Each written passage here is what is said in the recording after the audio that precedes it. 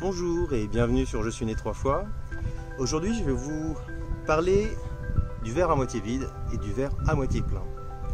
Bon, je vous rassure tout de suite, c'est de la grenadine. Depuis le début de nos vidéos, on a essentiellement parlé du positif, donc du verre à moitié plein. Parce que de toute façon, quand on est atteint d'une grave maladie, il est plus important de trouver le positif plutôt que de compter ses mots MAUX. Pour explorer tous les côtés positifs, il y a une notion qui a été bien explorée, bien étudiée, bien mise en valeur dans un livre qui s'appelle 3 kiffs par jour, qui est de Florence Servan-Schreiber. Elle s'est appuyée sur des travaux de scientifiques américains notamment, qui montrent que travailler ses gratitudes, ça permet d'augmenter sa durée de vie.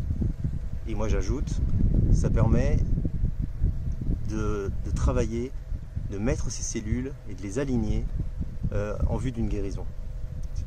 C'est absolument essentiel. Alors qu'est-ce que c'est qu'une gratitude? Ça peut être des choses très très simples. Ça peut être par exemple d'abord avoir une gratitude pour le système médical français qui nous permet d'avoir des protocoles, des solutions qu'on n'aurait peut-être pas dans des pays un peu défavorisés. La gratitude, ça peut se cultiver au quotidien. C'est ce médecin qui vient dans votre chambre d'hôpital et qui est bienveillant, qui vous rassure, qui vous explique quel est le protocole, comment ça va se passer. Ça fait du bien. Ça peut être l'infirmière qui a un regard extrêmement compatissant, extrêmement bienveillant, extrêmement aidant au quotidien. Et puis surtout, la gratitude, ça peut être ceux qui vous accompagnent, vos aidants, ceux qui, par leur présence, vous montrent combien ils vous aiment. Et ça, c'est essentiel. C'est de la gratitude. Il faut savourer tout ça. La gratitude, ça peut être aussi dans des cercles un peu moins proches, des amis plus éloignés, mais qui se préoccupent de ce que vous devenez. Et ça, il faut le savourer. C'est tout simple, mais il faut le savourer. La gratitude, ça se travaille, ça se stimule au quotidien quand on est malade ou dans la vie de tous les jours. C'est essentiel. Et encore une fois, c'est bien mis en valeur par le livre que j'ai précédemment mentionné. Cette notion de gratitude nous permet de nous ouvrir à ce que la vie peut nous offrir. Et ça nous relie au monde qui va bien, alors que nous, on est dans une pathologie. Et ça, c'est essentiel. Ça rappelle un peu la notion que j'évoquais lors des toutes premières vidéos, qui était garder un pied dans la vraie vie.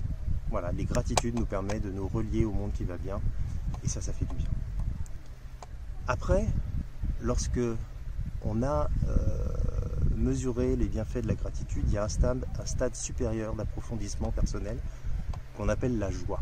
La joie, Jacques Ville nous le dit dans une de ses vidéos, tous les méditants doivent aller vers la joie, doivent être porteurs de la joie. C'est fondamental. Et donc, puisqu'on parle de joie, j'ai envie de vous parler d'un travail que fait Soraya avec ses chroniques de la joie ordinaire. Et je vous invite vivement à aller sur son site Soraya Melter. Les coordonnées apparaissent à l'écran. Sur son site, vous avez plein de petits podcasts qui vous permettent d'apprécier la joie dans la vie au quotidien. Voilà, je vous remercie et je vous dis à bientôt pour de nouvelles renaissances.